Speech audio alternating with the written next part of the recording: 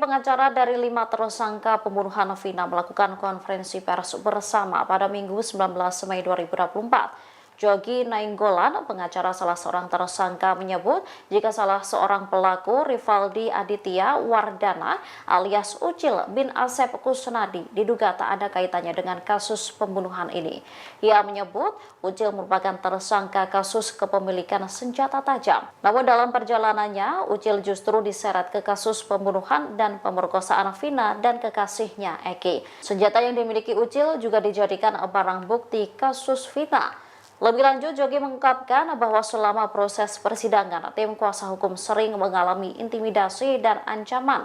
Ancaman yang diterima tim kuasa hukum datang dari kelompok geng motor yang tidak diketahui identitasnya.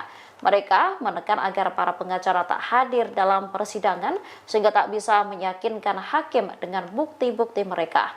Pernyataan sama juga disampaikan pengacara yang bersangkutan, Wiwit Widyaningsih.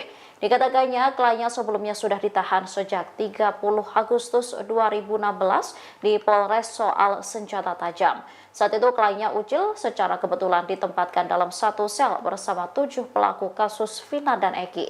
Dalam proses hukum, Ucil disebut dengan nama Andika yang menurut Wiwit adalah kesalahan besar. Kliennya juga dinilai tak pernah menandatangani BAP, bahkan tak mengenal para pelaku lainnya. Lalu kami tanya kepada klien kami yang 5, kenal nggak dengan Rivaldi Aditya? Tidak kenal. Kan lucu, ya. Klien kami disatukan dengan orang lain, ya. Ditarik perkara di sini, padahal dia udah tersendiri kasusnya dalam undang-undang darurat dalam perkara yang sama, padahal tidak kenal. 340 lagi. Terus kliennya daripada Ibu Titin yang namanya Sudirman, ya, di dalam persidangan itu ditanya sama hakim, kenal nggak dengan dia? Nggak kenal. Ditanya Rivaldi, kenal nggak dengan mereka? Tidak kenal. Nah, tapi yang berkembang di dalam media atau narasi-narasi daripada para pengamat, ya, bahwa klien kami itu kenal dengan DPO, yang ini nggak kenal karena beda geng. Gengnya klien kami itu geng apa? Buruh bangunan. Ya, bukan. Sementara mereka kan mungkin geng-geng apalah, motor dan sebagainya. Nah, bambu dijadikan sebagai barang bukti.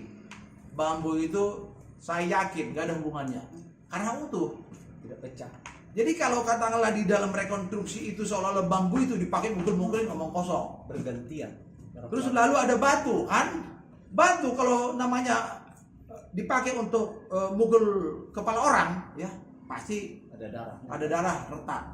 Gak ada darah. Makanya begini, pada saat Polda Jabar memberitahukan kepada kami akan dilakukan rekonstruksi, oke, kami hadir. Download Tribun X sekarang, menghadirkan lokal menjadi Indonesia.